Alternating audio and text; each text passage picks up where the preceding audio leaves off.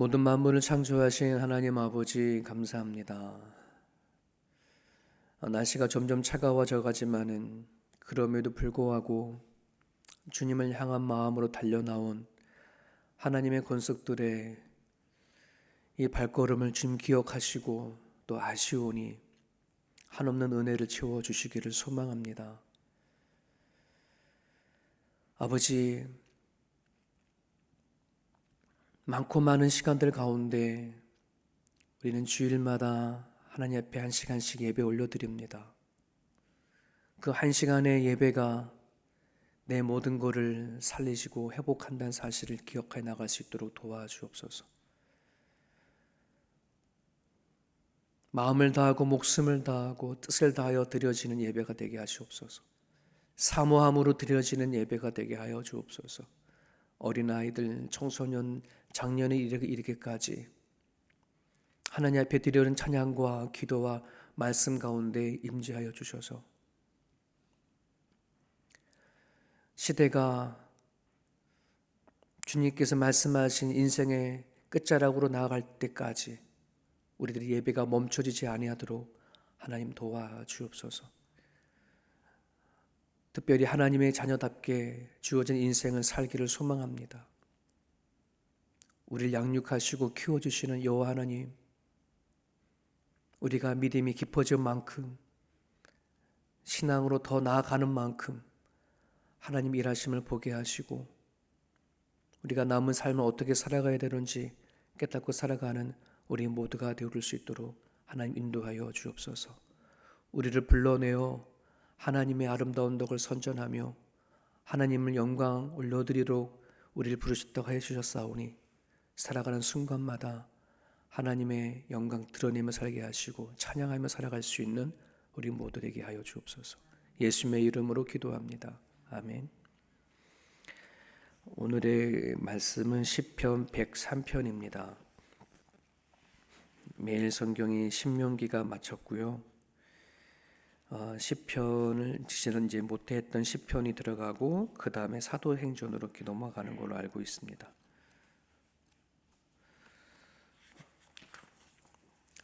시편 103편을 오늘과 내일로 이렇게 반 나눠 가지고서는 이렇게 매일 성경 기록되어 있는데요.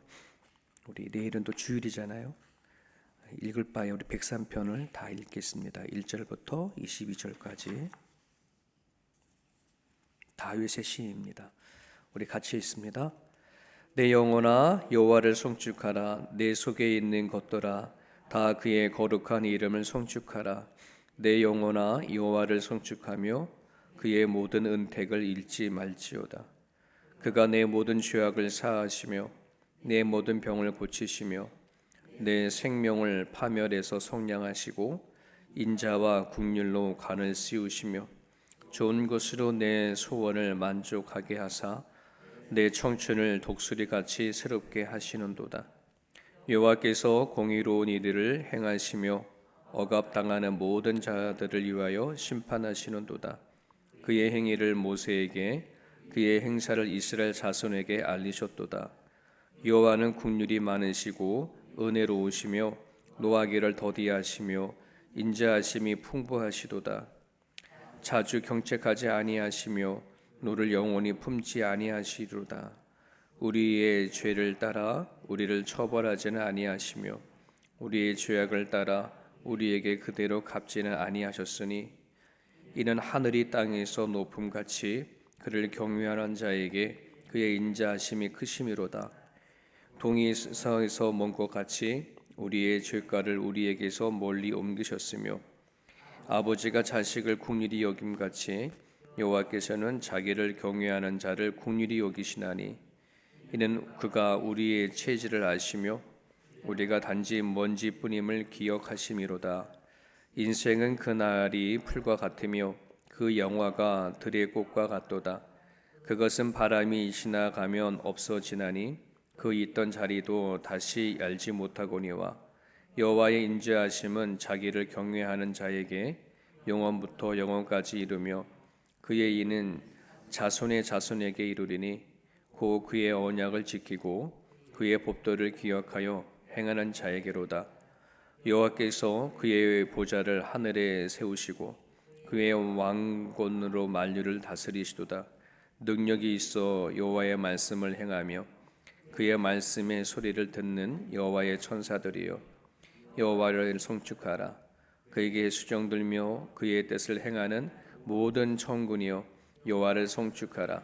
여호와의 지으심을 받고 그가 다스리시는 모든 곳에 있는 너희여, 여호와를 송축하라. 내 영혼아 여호와를 송축하라. 아멘. 아멘. 시편 103편은 다윗의 시입니다. 하나님의 자비하심, 인자하심 얼마나 큰지 그것에 대한 염원, 하나님의 자비하심을 저에게 베풀어 주십시오. 이런 이제 노래인데요.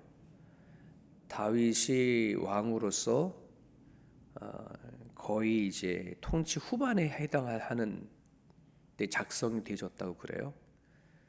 거의 나이가 많이 들어가고 또 여유로운 삶이 살았을 때에 하나님의 뜻을 저버렸을 때가 있었어요. 실수를 한 다윗이 하나님의 긍휼하심과 자비하심을 이제 찾고 구하며 쓴 그 시로 이렇게 추정이 되어집니다.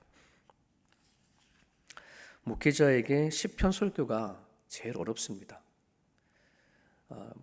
왜냐하면 거의 시로 되어져 있고 그러다 보니 한 구절 한 구절만 가지고도 설교가 가능한 것이 시편 이야기거든요. 그러니 이게 오늘 이게 22절이니까 22편의 설교가 나올 수 있는 것이 이 시의 시편이에요. 여러분들이 이제 기도하실 때에 시편을 읽고 거기에서 내가 느껴지는 말씀을 붙잡고 이제 기도하는 방법이 시편을 읽고 기도하는 방법인데 그러다 보니까 어차피 시편에서 이렇게 설교를 하다 보면은 제가 읽다가 느껴지는 거 그렇게 설교할 수밖에 없어요. 그러니까 이게 각자 달라요. 여러분들이 시편 103편을 읽고 깨달아지고 느껴지는 것과 또 개인적으로 제가 듣고 이렇게 하는 게 달라지는 거예요. 이제 그런 부분들 안에선 이제 시편 설교하는 것들이 여러분들과 좀 잘 안 맞을 수도 있을지 모르겠지만 개인적으로 제가 묵상하고 또 여러분들 같이 나누고자 하는 부분들을 같이 이렇게 오늘 기도 제목을 삼고 갔으면 좋겠습니다. 하나님에 대해서 쭉 그 찬양에 대한 고백을 하고 써 내려가지만 우리 9절에 보면 8절과 9절에 보면 이런 말씀이 있더라고요. 여호와는 긍휼이 많으시고 은혜로우시며 노하기를 더디하시고 인자하심에 풍부하시도다. 자주 경책하지 아니하시며 노를 영원히 품지 아니한다. 분노를 영원히 품지 아니하시는 하나님. 여러분, 우리는 다 누구나 할 것 없이 욱하는 성격이 있고 분노라는 것을 우리는 갖고 있어요. 이게 어떤 사람에게 자주 일어나냐, 어떤 사람은 그렇지 않느냐 하는 부분들도 있지만 지렁이도 꿈틀하며 밟으면 꿈틀한다고 누구나 할 것 없이 다 내 안에 있는 자존심에 대한 상처를 건드리거나 내 마음의 아픔을 건들면 우리는 욱하고 분노를 하게 되어지는데 우리들의 노는 잘 이렇게 풀어지지 않는 게 문제더라는 거죠. 누군가의 아주 원수가 될 만한 그런 일들이 일어나면 그 사람들을 이렇게 오랜 세월이 지나가도 잊혀지지 아니하고 용서가 되지 않는 그런 게 우리들의 마음속에 남아 있더라는 거죠. 목회하면서 성도들 이렇게 상담을 이렇게 예전에 한국의 두레교에 있을 때 이렇게 보면은 이미 다 커가지고서는 아이를 키우는 부모인데도 불구하고 어렸을 때에 부모님이 자신을 제대로 키우지 못한 거, 상처를 준 거, 아픔을 준 거, 그걸 고스란히 다 가지고 눈물을 흘리면서 얘기를 하는 것을 보게 돼요. 그 어린 적 시절을 돌아가서 속상하고 화난 거를 얘기를 하는 거죠. 그러니까 오랜 세월이 지났어도 그게 이제 마음에 해결이 되어지지 못한 거죠. 이런 사람들이 참으로 많아요. 그러니까는 아픈 거죠. 어떻게 보면 해결되지 못한 그 쓴뿌리와 같은 그런 부분들인데, 이러한 마음들을 갖고 살아가는 사람들이 현대인들의 너무나도 많이 있습니다. 성경은 얘기합니다. 하나님의 사랑, 주의 사랑이 모두 우리들이 가지고 있는 수많은 죄를 덮는다라고 합니다. 우리가 왜 하나님의 조건 없는 사랑, 무조건적인 사랑이 필요하냐라고 하면 누구를 위해서가 아니라 나 자신을 위해서라도 이게 필요로 하는 것입니다. 하나님의 사랑이 내 가운데 있어야 내가 받았던 결핍된 사랑들을 해결되어 수 있고 내 안에 있는 아픔이 치유되고 회복이 되어지기 때문에 그렇습니다. 우리가 분노를 낼 수도 있고 욱하고 뭔가 나의 신경질적인 표현을 해나갈 수 있을지 모르지만 중요한 거는 그게 오래 가지 않는 거거든요. 그럴 수도 있지 하고 가는 건데, 우리들의 안에 상처가 크고 마음이 아프면 우리는 이것이 오래 영원토록 아마 죽을 때까지 그 해결되지 못한 채 가고 있는 사람들이 의외로 되게 많습니다.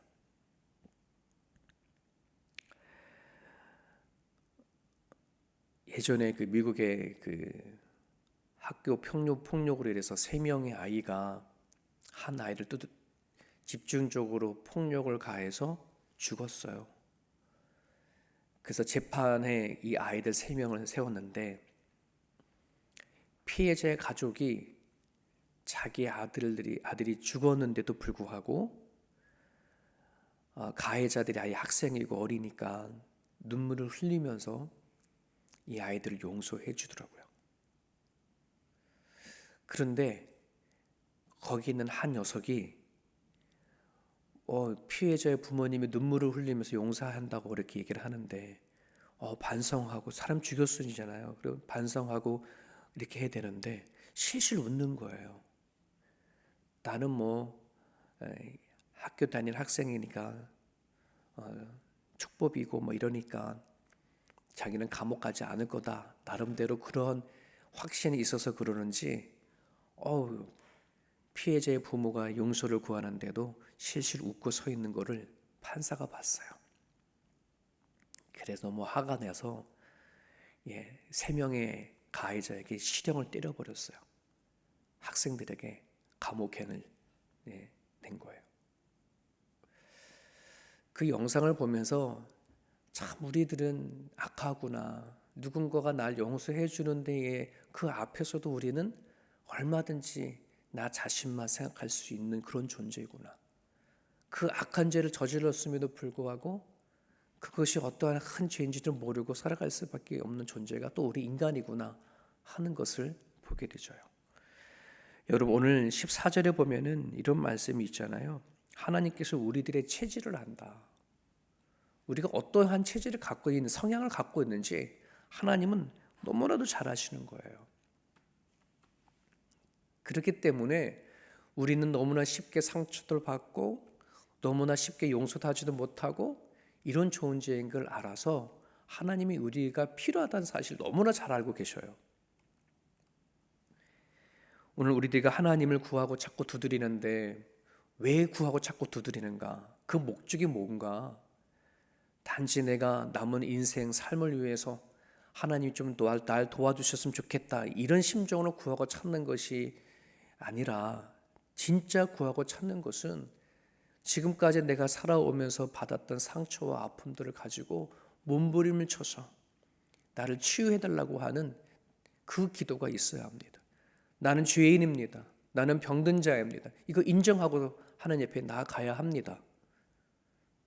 목사 할아버지도 죽을 때까지 고백해야 되는 건 이겁니다. 나는 죄인입니다. 나는 아무것도 아닙니다. 이 고백이 일어나지 아니하면은 우리들은 우리 체질은 그래요. 누구를 용서할 수도 없고 용서를 해도 받아들일 수 없는 체질이 바로 우리들의 모습입니다. 여러분, 좀 전에 우리가 기도했잖아요. 우리가 우리에게 죄 지은 자를 사여 준 것 같이 우리 죄를 사하여 주옵시고. 이게 어떻게 보면은 이런 얘기잖아요. 이 말을 보면 우리가 우리에게 죄 지은 자를 사하여 준 것 같이, 우리가 누군가를 죄를 사하여 준 것 같이 하나님이 나를 사하여 주십시오 라고 하는 그런 부분이지만, 원래 의미는 그게 아니에요. 이건 조건을 가지고 내가 이렇게 용서해 주셨으니 하나님도 저를 용서해 주십시오, 이게 조건이 가능한 얘기가 아니에요. 그럴 수 있는 사람이 아니거든 우리들은. 근데 예수님 도대체 이거를 왜 이 기도를 시켜주냐면 바로 이 부분이에요. 우리는 결코 누구를 용서해 주거나 용서받을 수 없는 그런 존재이기 때문에 하나님 용서할 수 있는 힘을 주십시오, 이게 원문의 뜻이에요. 네. 우리가 누군가를 용서해 줘요? 아유, 무슨 용서를 해줘요. 용서 못하죠.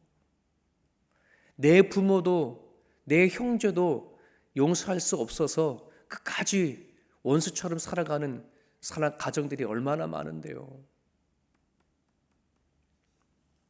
우리는 이런 기도를 할 수 없어요. 그냥 하나님 앞에 조건을 가지고 이런 기도할 수 없어요. 우리가 뭐 얼마나 누구를 용서를 했다고 우리를 용서해달라고 그래요. 우리는 그럴 수 없어요.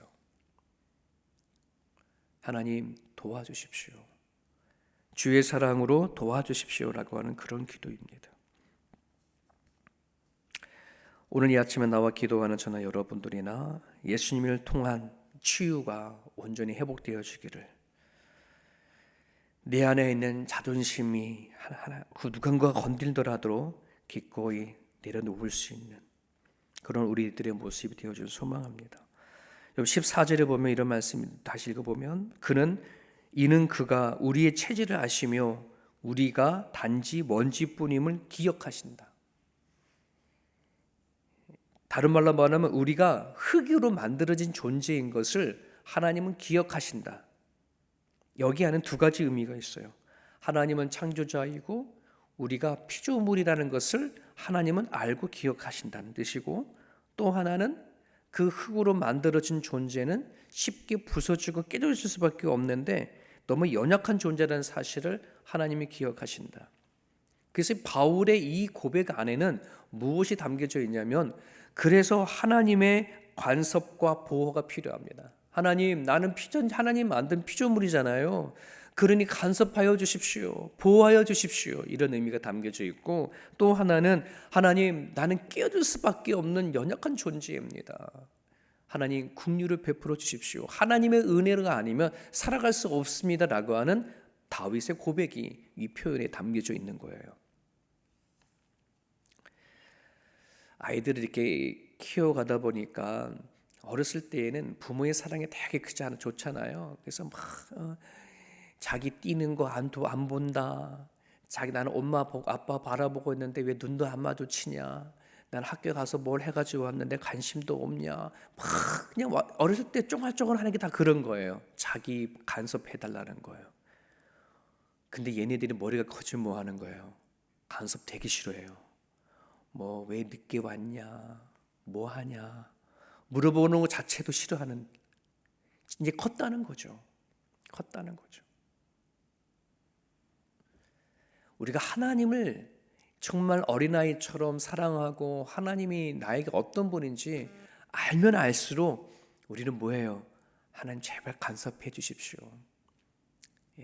내 가운데 다가와 주십시오, 인도해 주십시오라고 하는 그런 게 저절로 나오는데, 그렇지 않으면은 우리는 하나님 간섭 별로 안 좋아하죠. 그렇지 않습니까? 내가 어린아이 같은 심정으로 하나님 앞에 나아가느냐, 아직도 내 안에 내가 단단히 있어서 내 힘으로 내 능력으로 뭔가 할 수 있어라고 하는 그 자만이 내 가운데 있으면 하나님 앞에 시시콜콜 기도하지 않아요. 우리 기도하라 그러면 하나님 앞에 기도할 게 없다라고 많은 사람들이 얘기해요. 여러분, 아니에요. 내가 너무나 자만해서 그래요. 내가 어린아이 같은 심정으로 하나님 날 간섭하지 아니하면, 은혜를 베푸시지 아니하면 못 살아요 하는 그런 마음이 있다면 하나님 앞에 시시콜콜 기도 안 할 수가 없어요. 기도할 거리가 너무나도 많아요. 안 그렇습니까? 그런 마음이 없으면 하나님, 내 일은 내가 다 알아서 할 테니까 제발 아프게만 해주지 말아주세요. 죽을 때까지 건강만 시켜주세요. 하나님, 그럼 하나님 땡큐입니다. 막 그런 마음으로 살아가잖아요. 근데 하나님은요, 아니에요. 하나님이 원하시는 거는 아주 그냥 같이 대화하고 살자, 동행하고 살자. 너가 갖고 있는 생각, 마음, 나도 내가 다 오픈할 테니까 너도 오픈해라. 뭐 이런 식인 거예요. 그 하나님을 깊이 여러분 경험해 보십시오. 하나님 멀리 있는 게 아니라 정말 내가 걷는 순간순간에 내 곁에 계시고 함께 하시는 하나님을 느껴야 든든합니다. 우리 하나만 말씀을 더 같이 나눠봅니다. 20절입니다. 능력이 있어 여호와의 말씀을 향하며 그의 말씀의 소리를 듣는 여호와의 천사들이여 여호와를 송축하라. 다윗이 이 하나님을 경외하는 찬양 가운데 자기도 하나님을 찬양하지만 여호와의 천사들 향해서 뭐냐면 능력이 있어 여호와의 말씀을 향하며 그의 말씀 소리를 듣는 여호와의 천사들이여 여호와를 송축하라. 탁월한 능력을 가진 천사를 할지라도 하나님의 능력이 미치지 못하고 그들은 여전히 하나님이 만든 피조물이고 그 피조물인 천사들조차도 하나님을 찬양해야 하는 그런 존재다 하는 걸 이야기하고 있어요.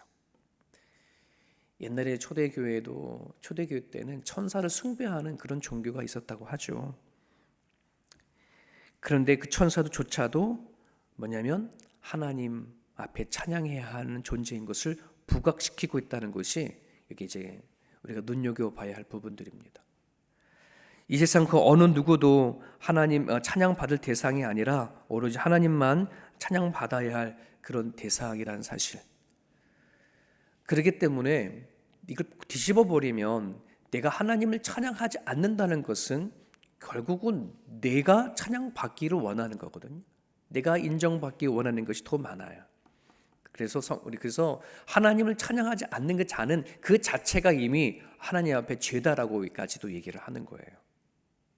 우리가 찬양할 이유가 여기 있는 거죠. 여러분, 하나님은 스스로 계시는 분이고 스스로 만족하시는 분이에요. 우리가 하나님 앞에 나와 찬양하고 기도하고 예배하지 아니하여도 하나님은 아무런 피해를 받지 않으세요. 그럼에도 불구하고 하나님 성경에 뭐라 기록되어 있냐면 예배하는 자를 찾는데요. 예배하는 자를 왜 찾아요? 당신 자신을 위해서가 아니에요. 예배하는 그 사람 때문인 거예요. 왜 예배하겠습니까? 예배하는 사람은 자기의 정체성을 알기 때문에 예배하는 거예요. 그렇지 않습니까? 내가 어떠한 존재인지를 아니까 하나님 앞에 나와 예배하는 것이지 자기의 정체성을 깨닫지 못하면 하나님 예배가 안 된다는 거예요. 하나님은 그걸 원하시는 거예요. 하나님 앞에 찬양 들리고 영광 돌린다라고 한다는 것은 아주 간단합니다. 하나님이 만드신 목적대로 살아내미는 것, 이게 바로 영광 올려드리는 거예요. 하늘은 하늘의 영광이 있고 땅에 땅의 영광이 있고 꽃은 꽃의 영광이 있고 새는 새의 영광이 있어요. 이 얘기는 뭐냐면 하나님이 만들어진 그대로 존재하는 자체가 영광이거든요. 근데 사람은 그렇지 않아요. 유일하게 사람 자체는 하나님이 영광 올려드리는 죄로 교제하고 하나님과 함께 살아가는 존재로 만들었는데 그 죄가 하나님 주신 자유의지로 단절시켜 버리는 거예요. 하나님과 교제하지 않고 하나님과 사귀지도 않고 그 자체가 뭐냐면 하나님 영광을 가리우는 거거든요. 오늘 우리가 하나님 앞에 영광 돌려지는 방법은 하나님이 나를 사람답게 만들었으면 사람답게 살아가는 것이 하나님 앞에 영광 돌리는 겁니다. 나를 남자로 만들었으면 남자답게 사는 거예요. 여자로 만들었으면 여자답게 사는 거예요. 오늘 우리는 하나님은 자녀답게 살아가는 거고 이것이 바로 거룩한 삶의 존재라고 한다는 겁니다. 거룩해라 라고 하니까 뭔가 힘을 주며 살아가야 되겠다 이 얘기가 아니라 하나님이 만드신 목적에 따라 살면 거룩한 존재가 되는 거거든요. 다윗은 인생 끝자락에 그렇게 살지 못하는 자기의 모습을 보고 오늘 이렇게 시편을 노래를 부르고 있는 거거든요. 주님의 나라 갈 때까지 우리가 소망이 있다면 하나님의 자녀답게 살다가 하나님의 부르심에 받은 대로 살다가 하나님이 언제든지 오시라 하면 아멘 하고 기쁨으로 갈 수 있는 그런 인생이 되어진다면 참 멋지게 사는 인생이 아닌가 그런 생각을 해보게 되어집니다.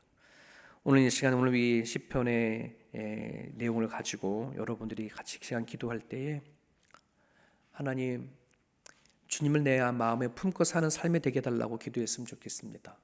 옛날에 드라마인지 사극인지 해를 품은 달인가 뭐 그런 게 있잖아요. 주님을 품은 사람으로 살 수 있게 해달라고 그렇게 기도하시고, 두 번째는 하나님 없으면 살 수 없습니다. 이게 진짜 우리들의 고백이 되어졌으면 좋겠어요. 주님이 아니면 살 수 없습니다라는 고백이 이 시간이 있었으면 좋겠고요. 마지막으로는 하나님이 만드신 목적대로 그것을 회복하며 있었으면 좋겠다는 생각이 되어집니다. 하나님은 예수님 이 땅에 오셔서 수많은 사람을 치료해 주셨는데 사람의 입장에서는 그 기적이지만 하나님은 입장에서는 기적이 아니라 회복이에요. 네, 아픈 사람 그대로 돌려놓는 것이 이게 회복인 건데 오늘 우리들에게 하나님 앞에 다시 회복되어지는 그 놀라운 기적이 저와 여러분 가운데 있기를 바랍니다. 주신 말씀 붙잡고 자유롭게 기도하시다가 돌아가시길 바랍니다.